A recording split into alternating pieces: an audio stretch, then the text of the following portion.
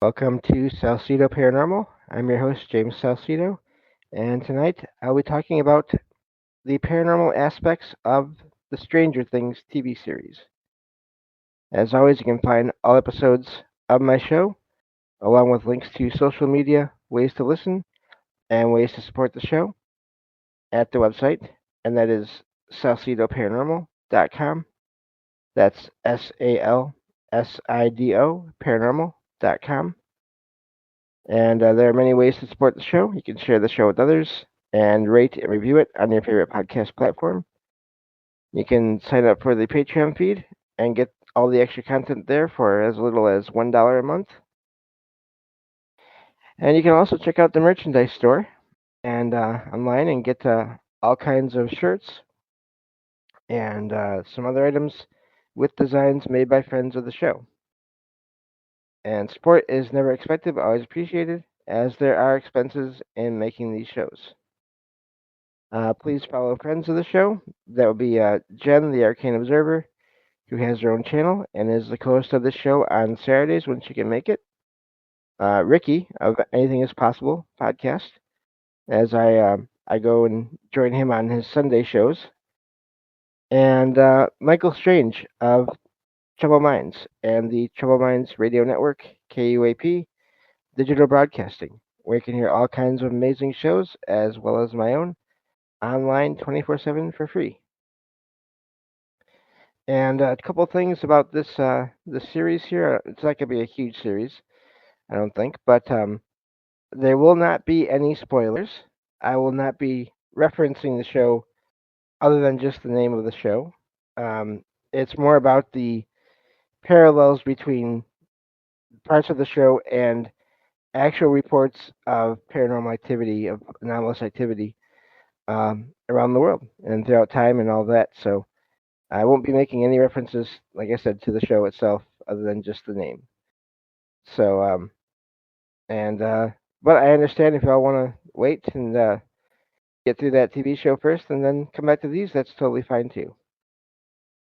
But I really, I've had this in mind for a while. I wanted to do this because just because of the parallels I see that I'll get into here, and yeah, so that's the plan for this episode, and there'll probably be a few of these.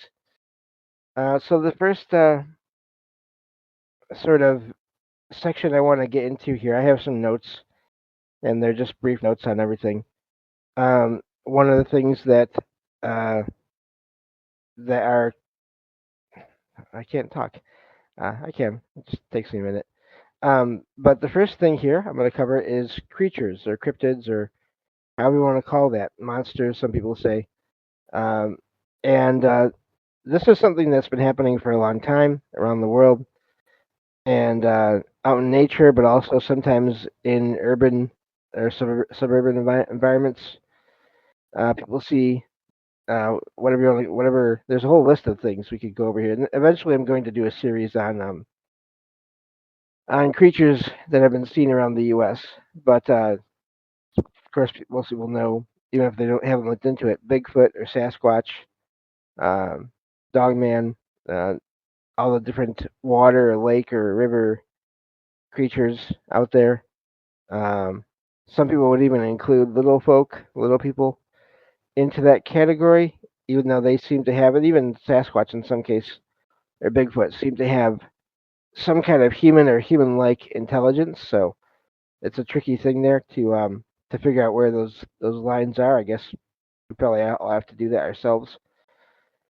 But so yeah, seen out in nature and all those things. Also, in some cases, people have reported their electronics or electrical devices uh, being manipulated or affected or shut off by when there is a sighting of a creature nearby.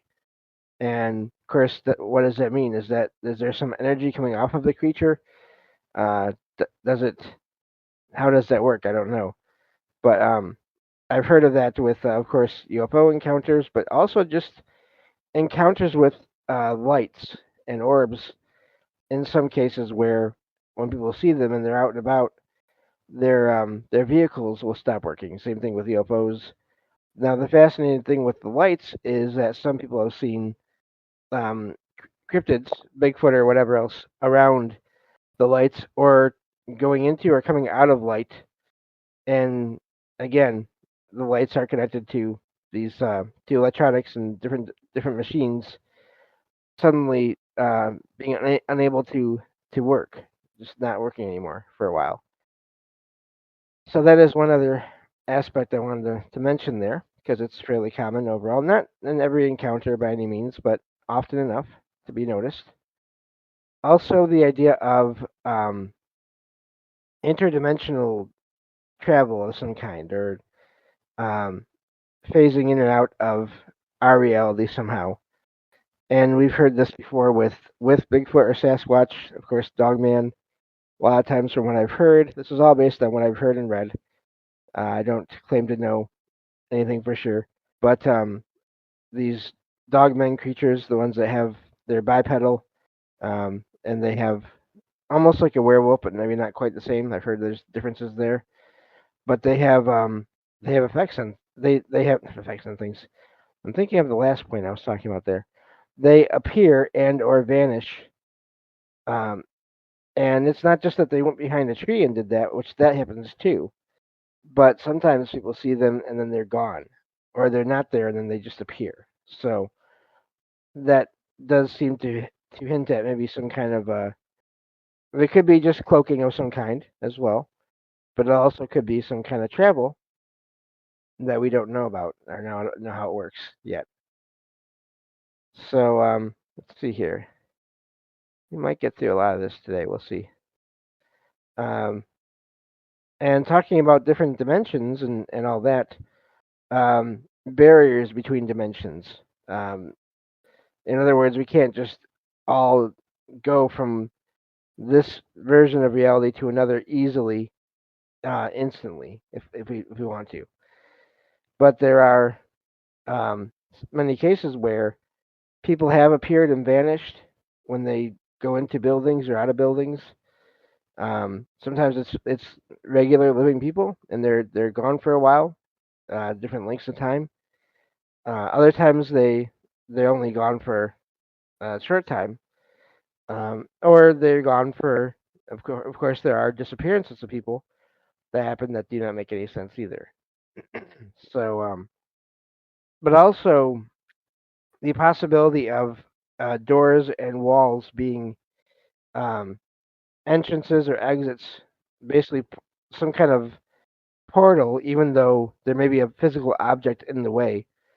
Um, that could be a portal in a way if there's these creatures, whatever they are, or other beings, know how to access this dimension.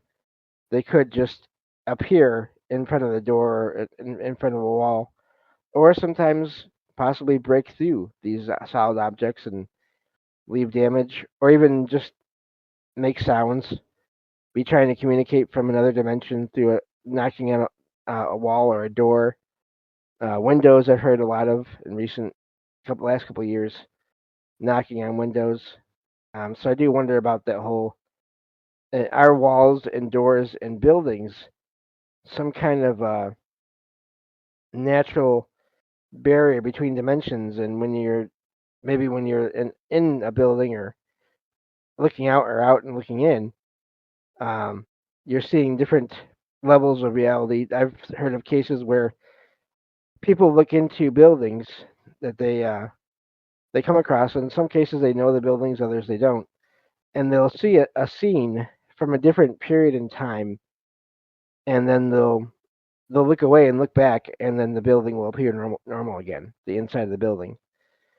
Plenty of cases of people being in buildings and looking outside and seeing anomalies as well. So I do wonder about the how all that works and what creates a portal if those exist, and do all these are portals necessary, or um, can beings just transfer without some kind of portal? I guess it's a sort of a getting into detail there really, because are they generating a portal themselves? Are there portals that just appear and vanish through some kind of natural way, or a mechanic of the universe that then people and or creatures can go through? Of course, as always with these shows, I have a lot of questions and I really don't have any answers. But just what I do on this show, try to do as much as I can, is find patterns based on everything I've heard and read, and see if those hold up, and see what new ones I can find after that. So, yeah, portals. Um, they're always a fascinating thing. The idea of them being around, of entities being able to create them or destroy them, of people. There are people who I've heard over the years have seem to have an ability to sense just energy portals, not necessarily like you would see in science fiction where it's a glowing, huge wall of light or whatever.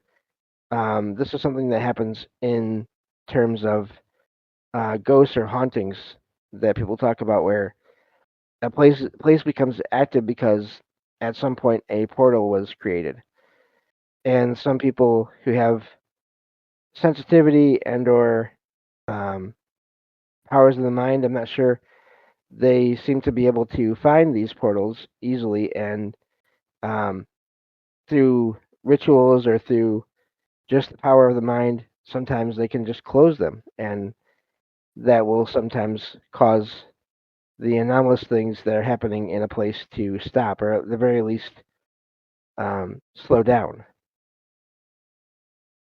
So the next thing I want to cover here is electricity and or electronics. This idea of energy that's passing through objects that are made to have energy and store energy and use energy, and having different effects on those items. Um, Lights, phones, computers, other electronic devices, um, and that can be either used to communicate with lights flickering or turning off on or off, and again, not always necessarily um, for a long time or in relation to questions being asked, but sometimes that happens too.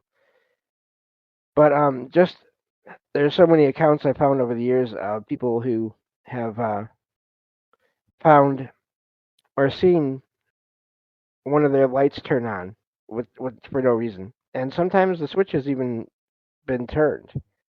It's not just a matter of the light activating itself either. So there's one I found recently. I believe I shared this on the show already, um, where someone was in a house that was being renovated, and there was no power to the section of the house they were in, and but they were going to a closet to work on something there, and the light bulb in the closet was appeared to be lit up like it had power. But when they reached to see if it was warm, it was cold. It was not it was not on as far as I could tell, except they were seeing light coming from it like it was on, and they confirmed after the fact that there was no power going to that part of the house.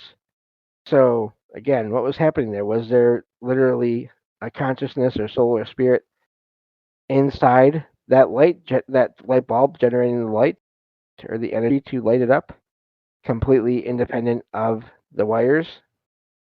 That's what I always wondered about with that one.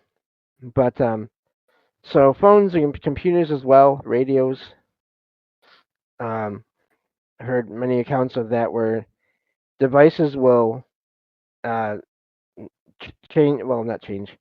They will be activated and manipulated to get messages across to people, and and then there's times where they just seem to go haywire, and there isn't an obvious message, and that's not even counting people that have effects on electronics. Their own energy seems to be too much for devices, so whether it's wristwatches or streetlights, that whole streetlight interference thing.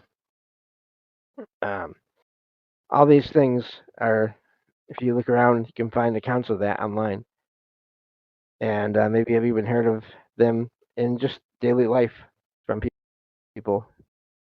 So, but phones and computers are a fascinating aspect of all this because of phone calls. People have received claim to receive phone calls from deceased relatives, phone calls from other time periods, or they've called the place, and for whatever reason, the call seemed to go to a point back in time.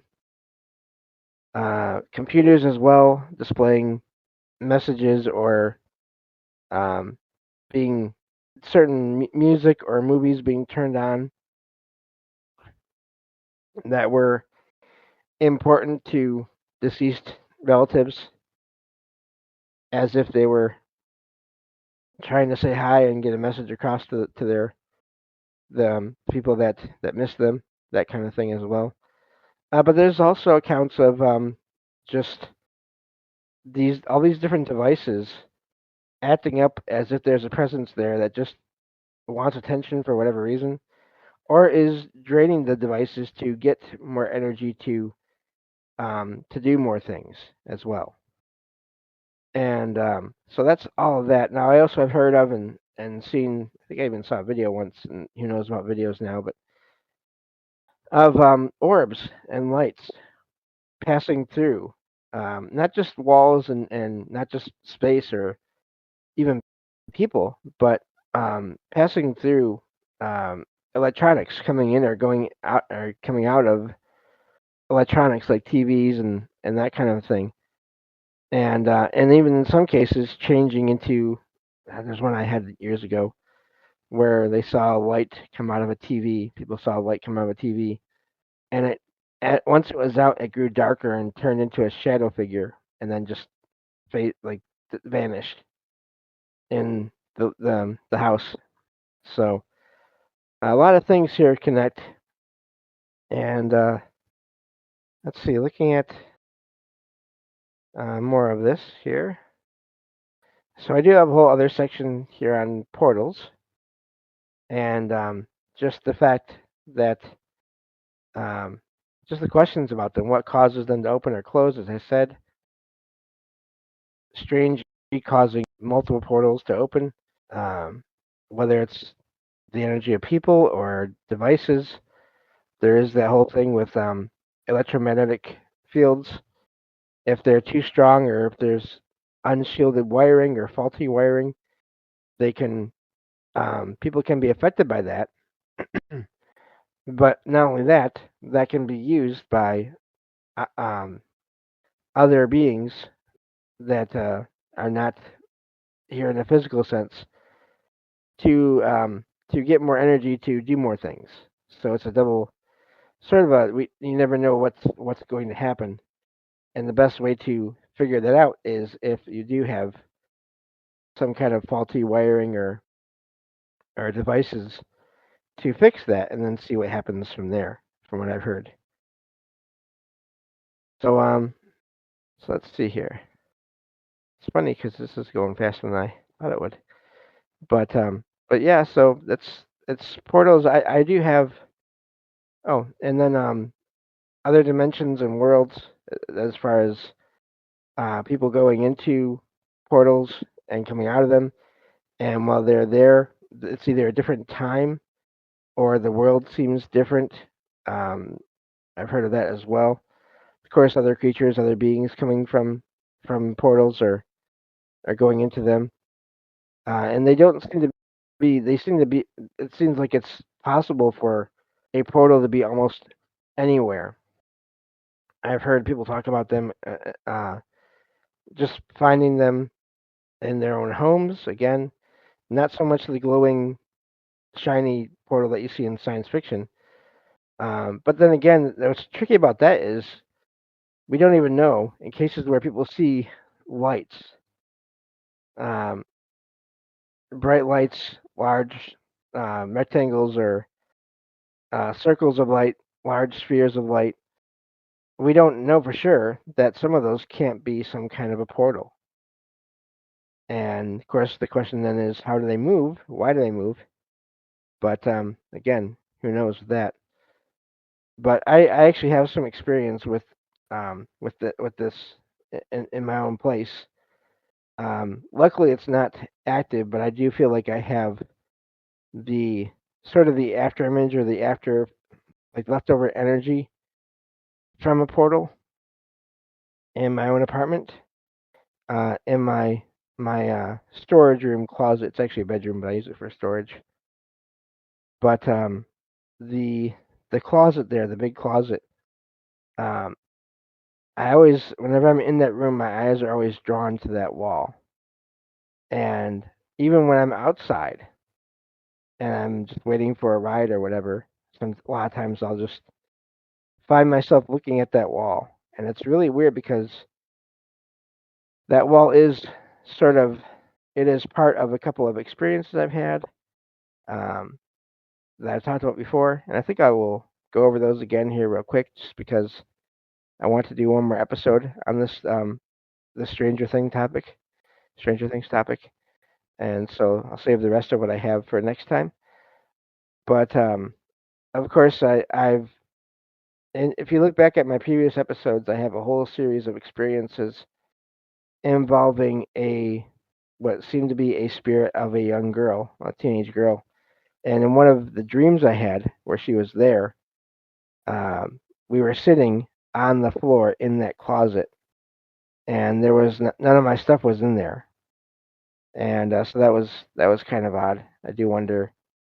Um, Now I'm just wondering if was she connected to that or not. I don't know.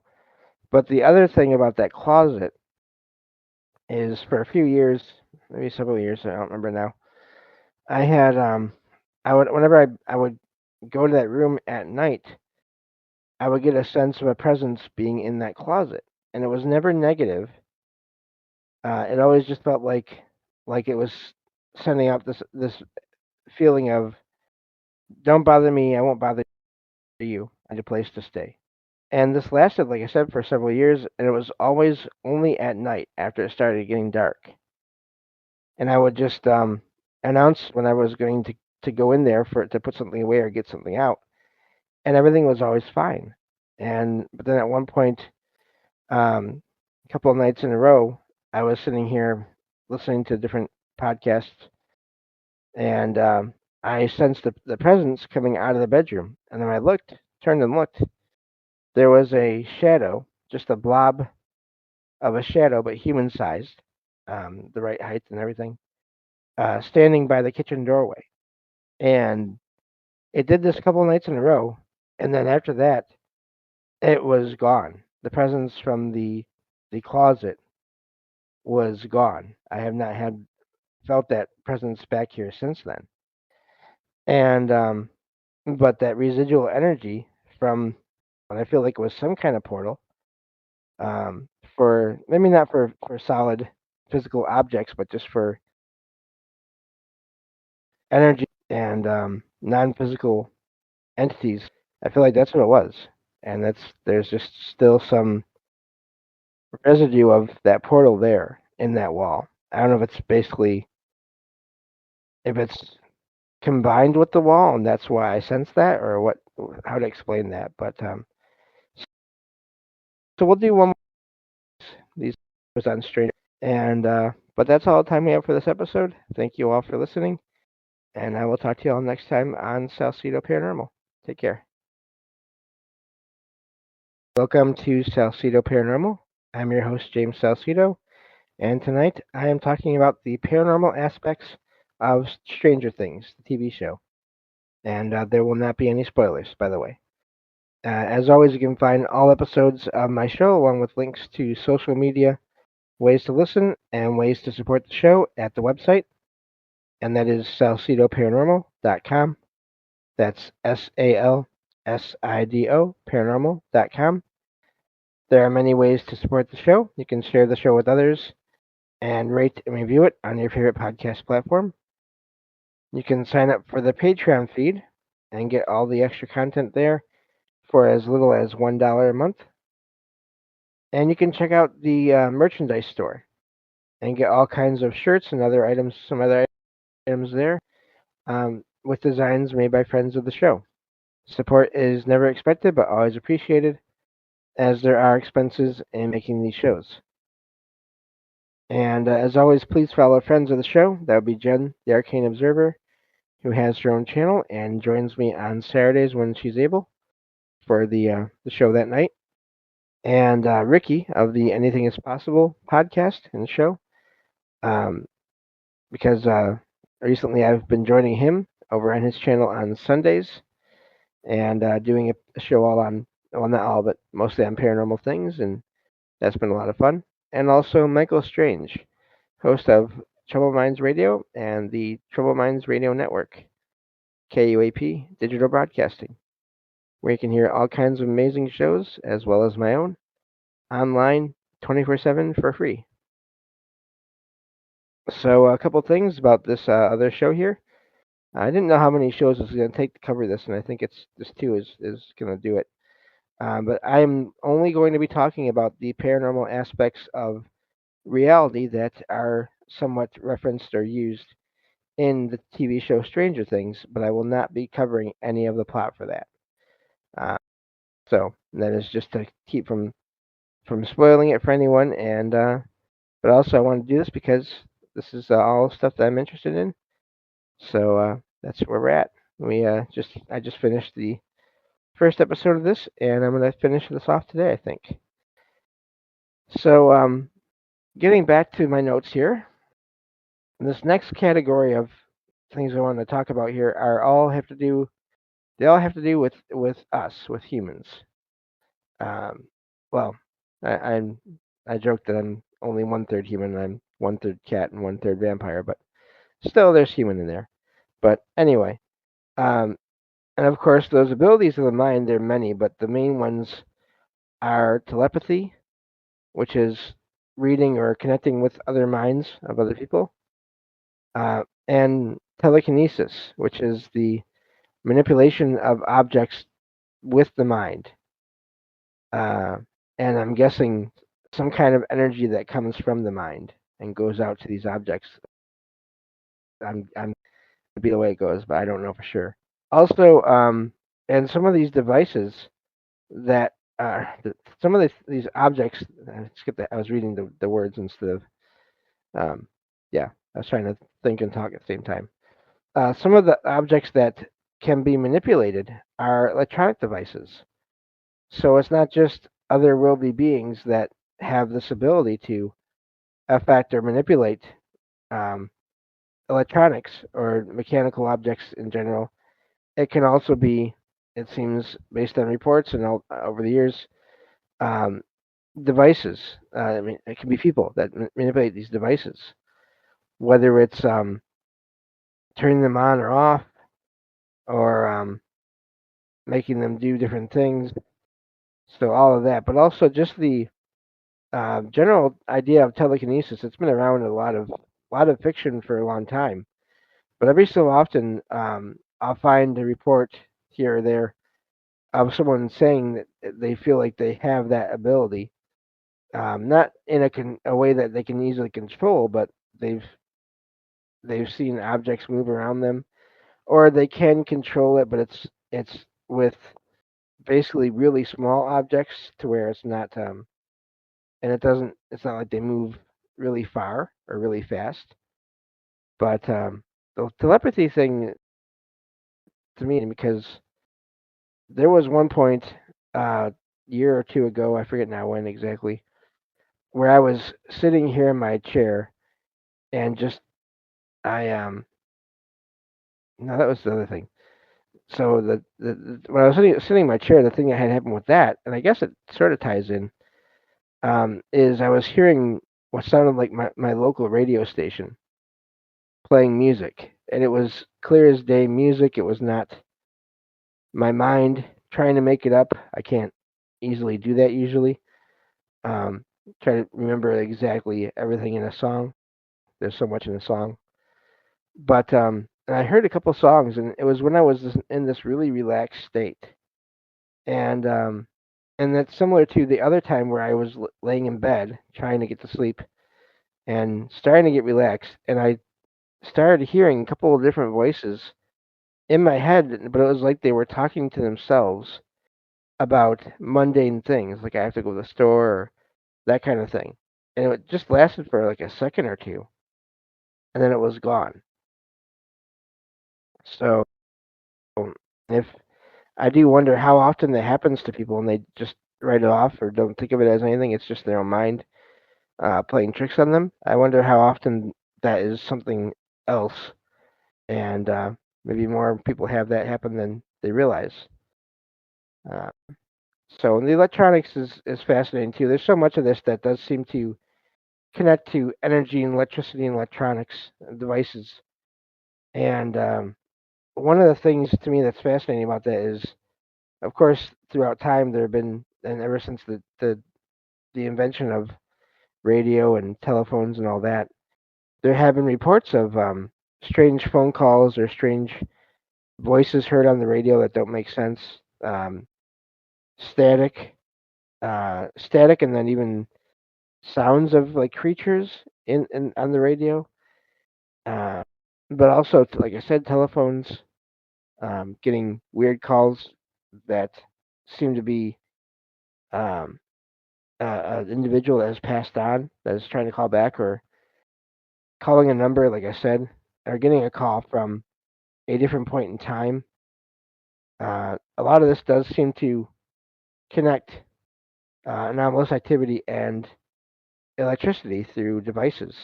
So to me, that's been fascinating seeing that play out in reports from people that I find every day about experiences, and then seeing that play out in really all kinds of fiction over the years. Here, it's not that Stranger Things is the first time that this has happened, but so that's fascinating. And the previous episode, I mentioned the whole streetlight interference thing, and there was one post I found maybe a year ago, maybe less, of someone who said they had that going on with them. But not only that, they had some kind of headphones or earbuds and music playing, and the streetlight near them was pulsing in time with the rhythm of the song. They didn't say what song it was or what kind of music it was, but again, that's to me is just fascinating because how is that happening? Um, how much energy do we put out? What kinds of energy do we put out? And how does that connect with everything else and everyone else? They're all questions I always have when I find similar accounts of that.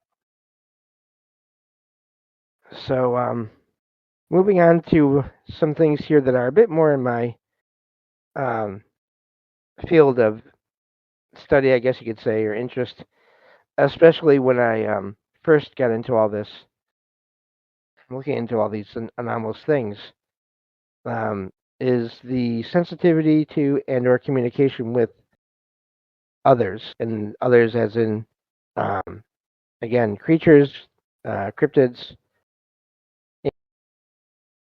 aliens, which again means unknown or unfamiliar, um, other consciousness that does not have a physical form, or can have one and then not have one. That kind of transition between, excuse me, between dimensions. Um, so that's what this last section here is about. And of course, sensitivity to the paranormal among children, that's a common thing. Of course, it's common with children, and then with people that are um, getting older and getting close to the end of their physical existence. You hear that a lot about sort of the as you're coming or you get here and you're going. People have a lot of experiences. There's a lot of reports I've found over the years of people who work in places like hospitals or nursing homes, where people have experiences like that, where they sense or see or hear other beings that no one else is able to pick up on. Or there'll be activity in these places after someone passes, and the staff there will have to deal with it. as well. I've heard of that too. So, but the children thing, it's a fascinating aspect because I can tell you, I mean, at least one out of every three posts I find from people that I read and share on these shows when I do the experiences shows. So many of them, so many of those posts are people, either people that are still sort of technically a kid, which I don't share those, but but then beyond that, people that are adults that are still remember anomalous things that happened to them when they were kids, and there's just so many posts like that, and it's seems to um, run from the ages of, let's say, 3 or 4 or 5 to, in some cases, the teens, into their people's teens, and then in some cases, the activity or the sensitivity seems to go away, and others not so much.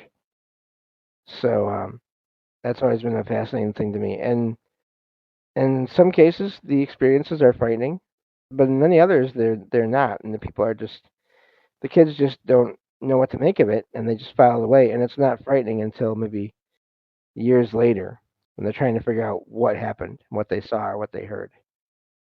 Um, so, but yeah, the aspect of kids, and I've even heard of kids having more, not only the more sensitivity, but in some cases, almost it almost seems like they have more abilities of the mind, as I discussed in that previous section, of knowing things that they shouldn't, um, that kind of thing as well. So, in some cases, I would guess I would guess some maybe some telekinesis involved as well. But anyway, so the children aspect is definitely common in paranormal experiences. Um, Next thing I have is something that the whole idea of communication, different types of it, whether it's again using a some kind of a spirit board or Ouija board, or just in cases where there's activity happening like lights flickering, or even knocks, people hearing bumps or knocks.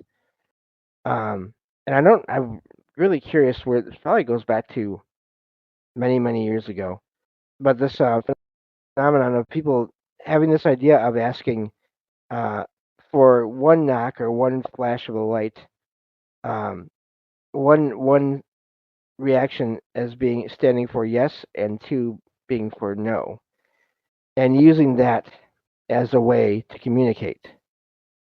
Um, I've heard of that in fiction, but also in some rare cases, I've heard of that people trying that, and probably some of that does come from inspiration from fiction as well.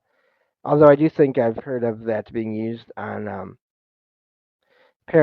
paranormal investigations, something that whole line of thinking many years ago. Um, but so that is reminds me of there's a really good book if you all are into Stephen King and you haven't read it yet. Bag of Bones.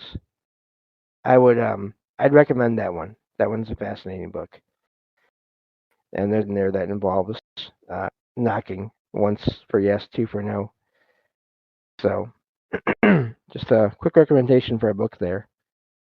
And I think I reviewed it at one point in the very early episodes of this show. Of course, the spirit board, um, that is a whole other aspect of everything. I've heard so many accounts of that where either nothing happens or it's a negative experience. But every once in a while, can find one where it's people say that it was a positive experience and they had no problem with it. Uh, but I think it's a tool, and like any tool, it can be misused um, if you're not careful. Also, I've heard over the years people talk about how they have developed the skill of using the board and sort of being also sensitive to energies around them and getting to the point where they can use the board on a regular basis, and most of the time, nothing negative happens, which is really fascinating to me. So I don't I don't say automatically that's an evil device because I don't think it is. It's just that unless you practice a lot, which is its own risk in a way, or you just or you just don't use it. There you never know, or you use it just once.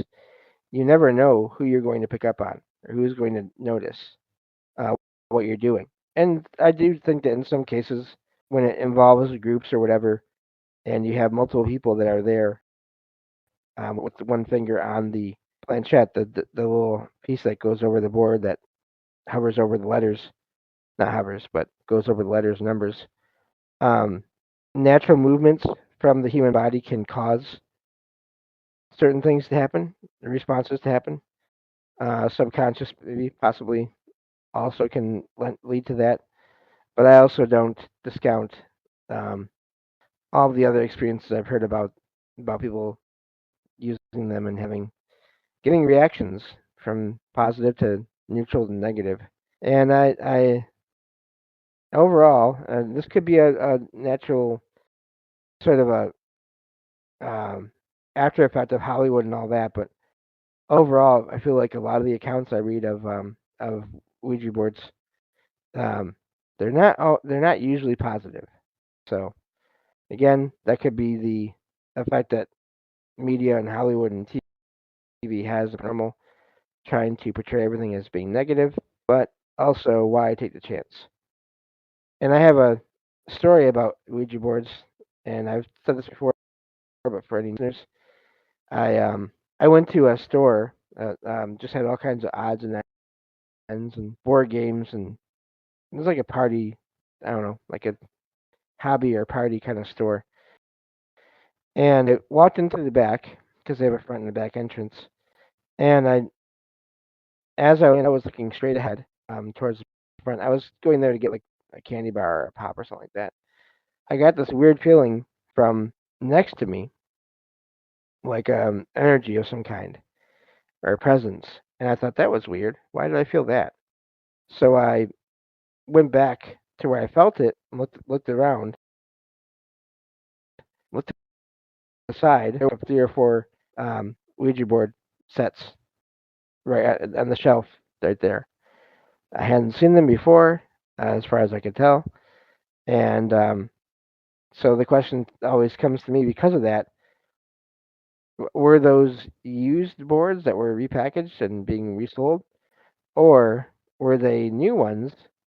And there's just so much awareness now throughout time of what they can do that disembodied consciousness was already waiting with those boards, waiting for someone to buy them and take them home, which is a could be a possibly a scary experience. So, as I always say with the board, whenever it comes, and if you don't want to put a ton of time into it and possibly have um, some scary experiences, then maybe don't use it. So anyway, um, let's see here. Again, light communication, lights flashing on and off, turning on and off. I covered that in last episode. Um, and I had an experience with that as well years ago. Well, a couple really, and we're almost done here, so I'll just fill the rest of this out with these couple of experiences. I um I went to a presentation at my local library with a friend years ago, and unfortunately had to move away. But we it was a paranormal investigation group. It was actually the group that led the events that I went to with my family to check out that whole thing, paranormal investigation. But they were going through all their devices that they use and explaining them a little bit, and they had one of their flashlights. Now, flashlights, for those that haven't looked into this, that's where you can set up a flashlight, and it's a certain kind where to turn it on or off, it's an like the base of the flashlight turns and on or off. And in some cases, people have found that they can use that. They can set the flashlight somewhere and have it set just uh, almost on, but not quite. And they will get responses to yes or no questions, that kind of thing, with these lights. And there's always going to be debate about everything. I've heard it suggested that different air movements or vibrations can cause the light to turn on, and I do think that probably happens. But also, there's been cases I'm sure where it's been used. I heard in different shows where, and not the reality shows, but other podcasts where the timing was too close, too accurate. Excuse me, for that to be just the environment turning on the light.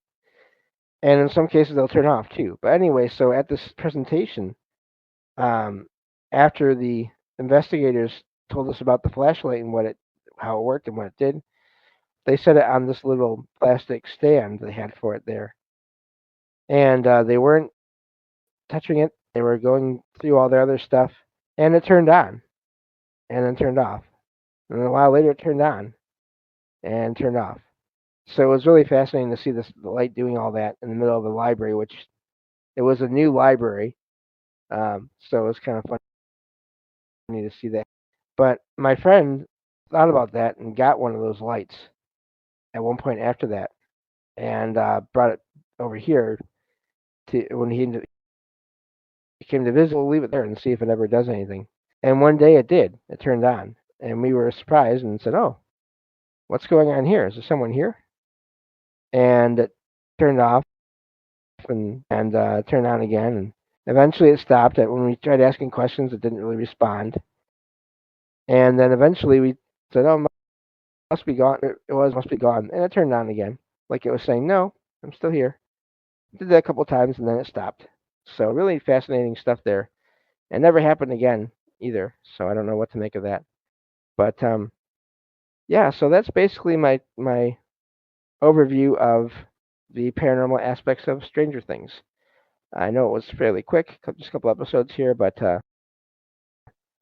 if you just listen to my shows from before and I'm sure after, um, you will find examples of what I talked about here, and and going forward. So, and if I ever come across another show I really like as much as I liked Stranger Things overall that touches on all these things, maybe I'll do another sort of something similar.